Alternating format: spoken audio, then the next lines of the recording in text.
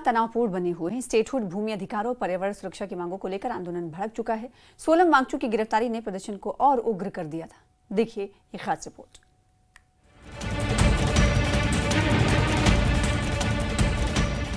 लेह में 24 सितंबर को हिंसा के बाद हालात काबू में नहीं आ पाए हैं। कर्फ्यू अब अपने 9वें दिन में प्रवेश कर चुका है। प्रशासन ने 7 घंटों के लिए ढील दी है ताकि लोग जरूरी सामान खरीद सके। वहीं बाजार सुबह 10 बजे से लेकर शाम 6 बजे तक खुले रहेंगे।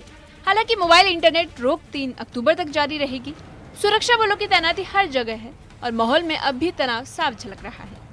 सुबह 10 बजे से लेके शाम के 6 बजे तक उसी तरह जो गाड़ियों में भी चलने की कोई अभी रिस्ट्रिक्शन नहीं है।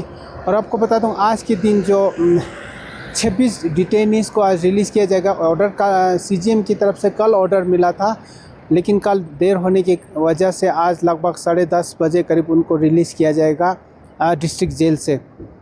और आपको बता दूं कि 24 तारीख को जब फर्स्ट डे था हिंसा के, उस दिन लगभग 39 अरेस्ट किया था, रिटेन किया था। उनमें से 26 लोगों को आज बेल मिला। पर्यावरणविद सोनम वांगचुक की गिरफ्तारी ने गुस्से को और भड़का दिया है। उन्हें राष्ट्रीय सुरक्षा कानून यानी NSA के तहत गिरफ्तार किया गया है। इस कार्रवाई के खिलाफ युवा सड़क पर उतर आए। 24 सितंबर की हिंसा के बाद बड़ी संख्या में गिरफ्तारियां हुई। करीब 39 लोगों को हिरासत में लिया गया, जबकि 26 को अंतरिम जमानत मिल चुकी है। बाकी आरोपियों की सुनवाई 3 अक्टूबर को होगी। वहीं गिरफ्तार लोगों पर पथराव और आगजनी के आरोप हैं। हालांकि हालत अभी पूरी तरह से सामान्य नहीं हो पाए हैं।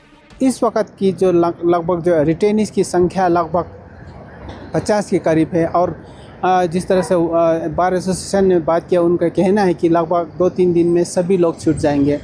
और आज लद्दाख बुद्धिस्ट एसोसिएशन की तरफ से एक प्रेयर भी ऑर्गेनाइज किया जाएगा जो जिनकी डेथ हुआ 24 तारीख को गोली लगने से। और तीसरी खबर ये है कि डॉक्टर गीतांजलि जो हायल की CEO है, उनकी तरफ से प्रेसिडेंट को लेटर लिखा है कि सोनम वांगचुक को कोई उनको जानकारी नहीं है। उसके बारे में उन्होंने लेटर लिखा कि उनका जो सोनम वांगचुक का कहाँ पर है, क्या है, इसके बारे में जल्दी से जल्दी पता किया जाए, इसलिए उन्होंने ये अनुमति लगाया। सोनम वांगचुक की पत्नी गीतांजलि जे आंगमो ने राष्ट्रपति को पत्र लिखकर गंभीर आरोप लगाए हैं। उनका कहना है कि सोनम वांगचुक से परिवार का कोई संपर्क नहीं हो पा रहा। गिरफ्तारी के समय उन्हें कपड़े तक नहीं दिए गए और 15 दिनों के उपवास के बावजूद जरूरी दवाइयों से भी उन्हें वंचित रखा गया है। कारगिल डेमोक्रेटिक अलायंस ने नागरिकों की मौत और गिरफ्तारियों पर कोई कार्रवाई न होने से केंद्र सरकार के साथ बातचीत रोक दी है। वहीं लद्दाख बुद्धिस्ट एसोसिएशन ने शांति और मृतकों की आत्मा की शांति के लिए प्रार्थना सभा आयोजित किया है। लद्दाख की धरती पर मची इस हलचल ने पूरे क्षेत्र को बेचैन कर दिया है।